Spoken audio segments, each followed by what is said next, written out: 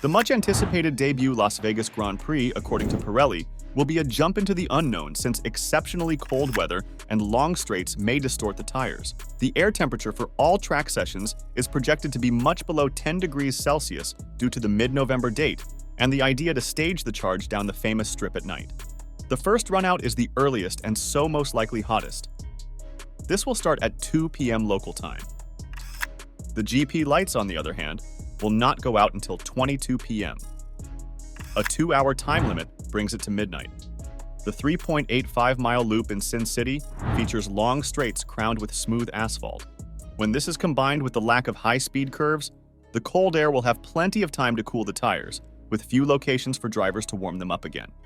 Pirelli is working with the FIA, F1, and team data to minimize tire graining and shaking from becoming a distracting sideshow over the weekend due to a lack of precise historical comparisons. Pirelli Motorsport boss Mario Isola explains, "We had in Barcelona some pre-season tests with similar temperatures, but Barcelona is a different circuit where you put more energy into the tire.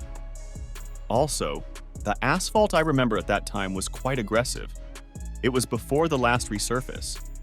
So, in Las Vegas, I believe we're going to find it quite a unique situation compared to our historical data." In preparation, Pirelli has demanded transparency from the FIA, the championship, and competitors. When teams completed their simulations, they transmitted data to the tire manufacturer. Pirelli then relayed this to the other parties as needed.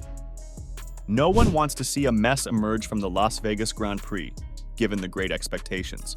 Pirelli has also submitted 3 of the softest compounds for the event, the C3, C4, and C5. While there are only 6 different types of rubber to cover the entire calendar, which will be expanded to 24 different circuits next season, the stickiest and most flexible rubber should help teams preserve some heat in the tires. Because of the lap's long straights, there will be extensive periods when very little energy is applied to the tire's surface. There are no braking zones or lateral forces to contend about. Because of this, the environmental conditions will be able to minimize the exterior temperature. Previously, tires cooled by more than 30 degrees during the last sector in Baku, which may be the closest equivalent in terms of track layout. In addition, like in Azerbaijan, the bulk temperature, inside the tire, will be substantially higher because the Pirellis will be rotating at speeds over 200 mph. If the tires are not suitable for the turns, the automobiles will oversteer and/or understeer. When the tire drags across the top of the abrasive, more road car-biased tarmac, surface tears, and rips will form. In addition, the lack of warmth will lengthen braking zones and increase the likelihood of lockups. Are we able to keep the temperature in the tire? Isola says.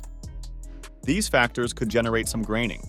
The track layout, we were working in advance compared to the usual procedure to get simulations in order to understand the severity of the circuit. And it's confirmed that the circuit is high speed, but is a low severity in terms of corners, because you don't have like in Silverstone high-speed corners where you put a lot of energy. The tarmac is not completely a road tarmac, but should be quite low roughness. So, tarmac roughness, layout, and colder temperature means that we are not generating a lot of heat into the tire. That means that you cool down the tire in the long straight. If the field is forced to slow down for a virtual or complete safety car, the heat headache will be compounded. He adds, "The point is that on the straight line, you generate standing waves, ripples in the sidewall as the tire deform. So, we need to protect the tire from this high speed and the standing wave." Karen Chandhok, a former Formula One driver, lauded the Las Vegas Grand Prix organizers for their work in creating the circuit and getting it ready well in time for the event. Preparations for F1's return to Las Vegas after 4 decades have been ongoing for some time, and there is a lot of excitement for the sport's arrival in Nevada this weekend. With temperatures expected to dip to single digits, Chandhok predicted that the drivers would be in real jeopardy as they braked from massive high speeds with cold tires and brakes over the weekend. Concerns had been raised before to the weekend concerning the drivers' grip levels in Vegas, given the chilly overnight temperatures in which they will be racing. After seeing the new surface for himself, former Lotus and HRT driver Chandhok believes the sport did well with the track and got it ready in time for the weekend. "I have to say, they've done a really good job," Chandhok said in a video he posted on X, formerly Twitter. "The tarmac looks really good. Pretty high grip, I think, as well. Given the temperatures, I was a bit worried about the grip level, but I think the tarmac could be quite grippy actually. It's been amazing to walk around the track and see that it's all done well in time. No last-minute panics, so very impressive, and I'm looking forward to seeing cars on track. There are always unknowns. We don't know, for example, what the track surface is going to be like, what the curbs are going to be like. But around here, I think there's an extra real curveball for everybody, which is the temperature. In the daytime, it's like any desert, I suppose. At this latitude, it's going to be 20-odd degrees in the daytime, and it's going to be 7-8 degrees at night. And that will have a huge effect. However, tire issues are not the only concern for the drivers, as the low temperatures predicted when the vehicles arrive at the circuit will bring extra challenges to Formula One teams.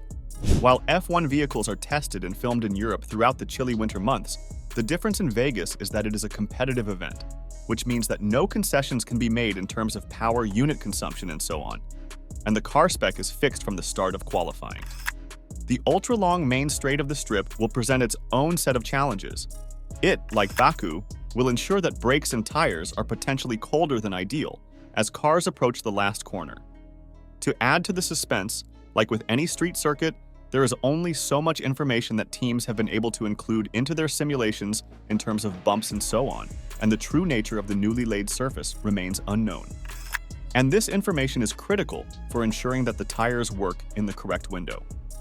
And we all know that tire management has been one of the important factors in the 2023 season, with huge variances between teams that got it right for the race, notably Red Bull and Aston Martin, and others that did it wrong, including Mercedes as recently as the Brazilian GP. Teams normally have a narrow operational window in which to get their tires to work, and getting that sweet spot in Vegas may be more challenging, with mechanical setup and outlap preparation among the issues. Starting them after safety car intervals would be extremely tough. In terms of the tires, it really is taking them into a different environment, isn't it? Red Bull chief engineer Paul Monahan comments. A few years ago, we went to the Nürburgring in October, and it was wet and cold every day. And Austin a few years ago, I remember one day was particularly freezing cold. We get into all the concerns of cold cracking, handling the tires, all this type of thing. And yes, they are very much at the lower end of their operating range. So within the sort of freedoms that we have with the wheel bodywork, as we now call it, and trying to operate the car, it is up to us to try and get the tires to a point where they work. And the challenge is there for all of us.